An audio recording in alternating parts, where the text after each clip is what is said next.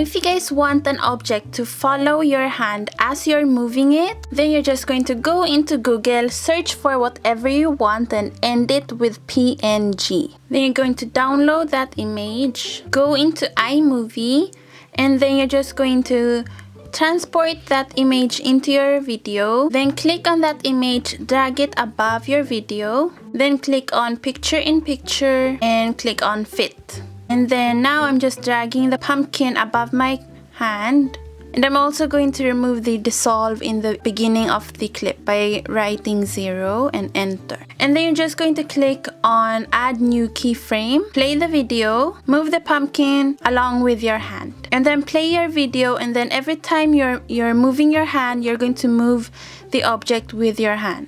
And then you can click on the video to see if it looks good enough. So it's kind of like magic.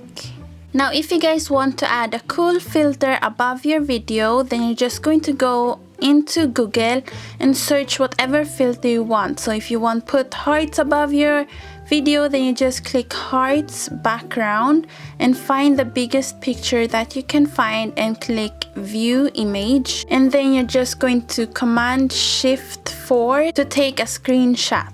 And then you're going to go into your iMovie and you're going to add the screenshot into your video, and then drag that above your video in the timeline. Then double click on the picture in your timeline and click on cropping, and you're going to click Ken Burns. Then you're going to begin the Ken Burns from the bottom of the picture and you're going to end it above the picture.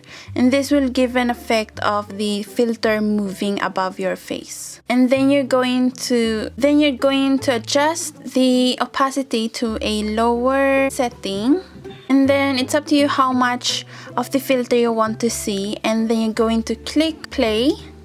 And now you can see your hearts moving. And if you want to make a customized background filter, then you're going to go into a editing software like befunky.com, and then you're going to make the background transparent and click on the paint brush and choose whatever color you want. I'm choosing pink. And you're going to lower the opacity, then make your brush size as big as you want. And then you're just going to paint around the picture and then change it to another color. I'm choosing yellow, blue. And then you're going to save it as PNG. Go into iMovie again and transfer the picture into your video. Drag it above your video in the timeline and lower the opacity. And then it's up to you if you want it to start moving. So just do the same in the Ken Burns and start it from the bottom and move the end to the top. And then you're going to play your video, and now your filter is moving above your face. So guys, for transition effects, there's not that many in iMovie. So what I recommend is for you guys to go on this YouTube channel.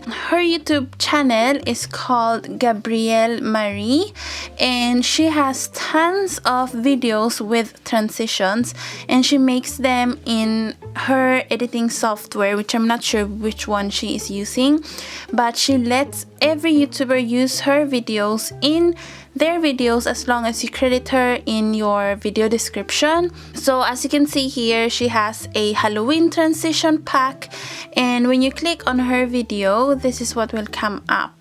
So she has a video, then there's the transitions, and she uses green screen a lot, so it will look really good in your video. And I'm going to take one of her video and try it out. So to save her video, you're just going to copy her link to the video, then you're going to click on savefile.net. Then you're just going to click in the link and then download it. Then you go into your video in iMovie, and then you're going to add in her video. So then you're just going to go into your video, you're going to add her video into your video, and you're just going to remove this beginning part where she has like the preview of her video, because you don't want that part. You just want the part where the green screen begins. So cut that off, then bring the effects to the front of your video. Then you want to double click on her video and click on green/blue screen, and then you're going to click on play, and then you can see her effects are in your video now, and you can obviously use these effects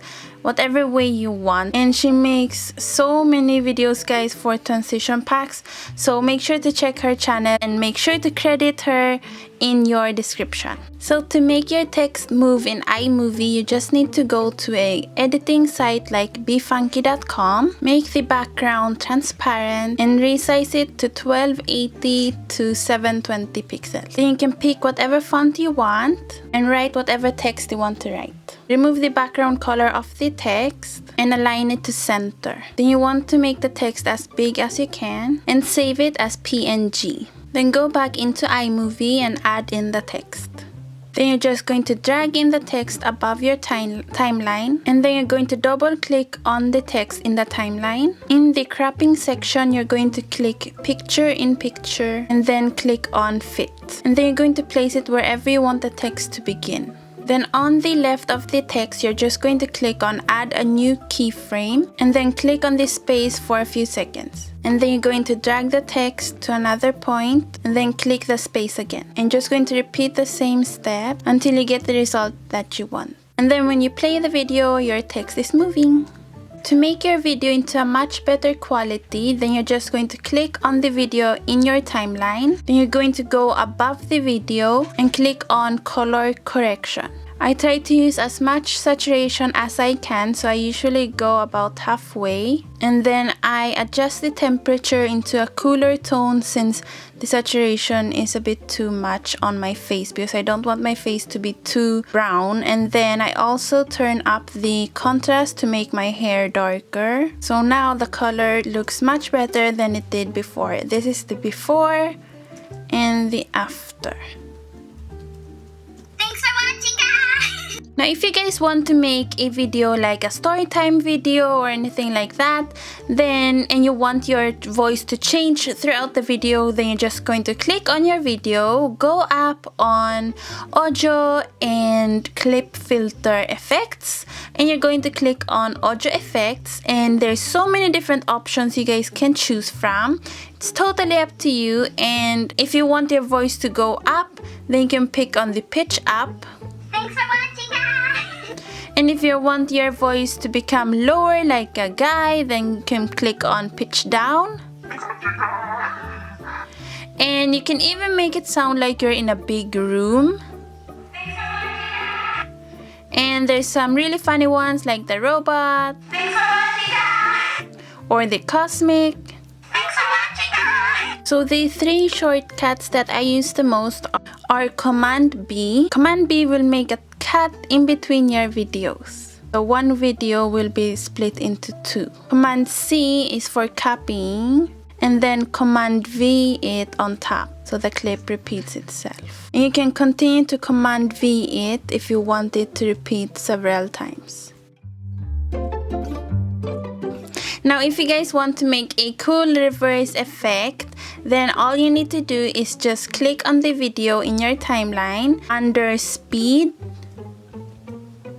then click on reverse, and that's really it. And then you can make a cool effect, like if you drop something, then it will come back into your hand like magic. So this is what it looks like. Simple as that. Now, if you guys are making like a funny skit video and you want a close-up on your face, then all you need to do is just click on your video in the timeline, then go up to cropping, click on Ken Burns, and drag the corner of the end closer to your face, depending on how close you want the close-up to be. Then once you've done that, you're just going to click play on your video. Here's your close-up. Now, this tip is just a tiny little tip that I do a lot when I edit, and this is just to make your editing experience a lot easier. So on the right side, you can see it says settings. Next to it, there's a line, and right now it's zoomed out completely. So as you can see here, the timeline is really small and it's a bit hard to work with, and to get the small parts of your videos, especially if you want to trim something out. So what I do is I drag that to the very right, so it's really big, so you can see everything in your video and you can correct any mistakes really easily and just crop anything you want out. So that is it guys for this video, and I hope you guys learned some new tricks that you didn't know before, and good luck with your editing. See you next time. Happy Halloween. Bye.